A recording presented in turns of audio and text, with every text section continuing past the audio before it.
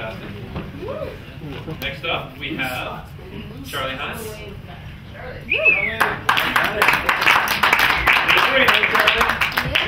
Charley is actually a lead singer of a rock and roll band. Yeah, has played Red Rocks, which I think is a dream. You look like a lead singer. Ready? Charley, you ready? I also have a girlfriend, so.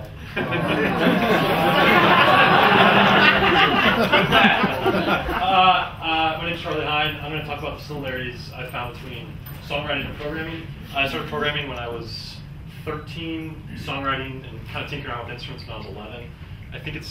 I thought it might be kind of interesting because a lot of techies seem like they want to be musicians, and a lot of musicians, I think a lot of musicians think that they want to be as smart as techies. So Second Life, rock band, that's actually just a picture of Devin Marine. Okay, so a 101 on object-oriented technology, you've got these objects.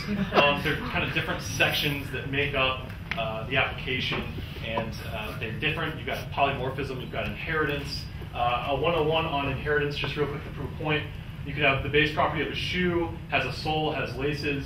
Another object could inherit off that. Take green fuzz, you know, a cushy sole. It's stuff white people like, kind of. Yeah, so I've noticed the same in music. I've noticed that there's these verses, there's these choruses, and you can kind of take one verse and put it over here, and it's a bridge if you just change the vocal line and change the groove a little bit. I think Nirvana did this a lot. You'll see verse, chorus, and then they'll have this bridge where the guitar is actually the vocal line. So to me, it's the same type of brain power as inheritance in object-oriented programming. Back to the shoes. Slide. Another similarity is kind of removing yourself from the equation. I think oftentimes, especially designers, have to kind of say, is what I'm doing a little bit too stock? Does it sound a little bit too much like Bob Dylan? Does it look too much like Flickr? Are the colors the same? On a less negative note, you also kind of have to say, hey, this one thing I'm doing is this one. Where's the real value add to the user here? So kind of putting yourself in the user's seat. Oftentimes, Bob Dylan would play shows and then change his verses while he was on the road. And he was one of the greatest lyricists ever. So it doesn't just come from the beginning. You kind of have to crowd test or user acceptance test. It's another great similarity I've seen is that, like, I'll hit these walls with programming, especially. You kind of have to step away. You get this analysis paralysis if you overthink it. Same in songs.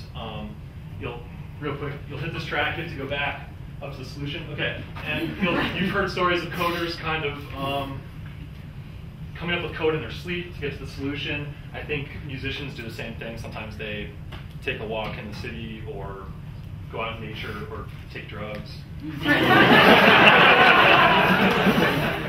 Also, I think old shit that you've never used is sometimes really good in coding and songwriting.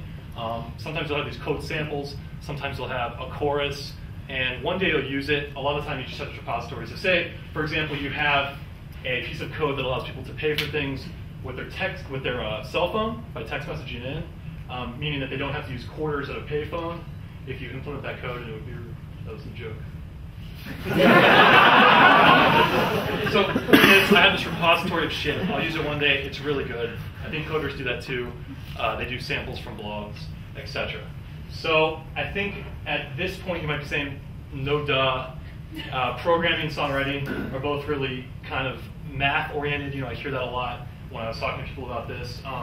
But I wanted to say that the most successful programming and songwriting I've done actually takes both brains. Got to be creative.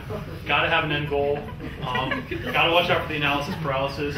If there's not a creative vision and there's no goal that you're going towards, oftentimes there's a lot of cooks in the kitchen. And I kind of noticed that, I think, with Startup Weekend 1, which a lot of you guys were at, we kind of had a lot of cooks. It was still a fun time, but we learned in Startup Weekend 2. So yeah, that's pretty much it. I've seen a lot of similarities. My message to techies would be pick up an instrument. They're really cheap these days. Go for it. That's That's actually Vela Flex banjo. No. But, yeah. So my message to musicians is make sure you've got that creative goal. If you're kind of just farting around, programming is a great fallback. It is great. Take it from me. And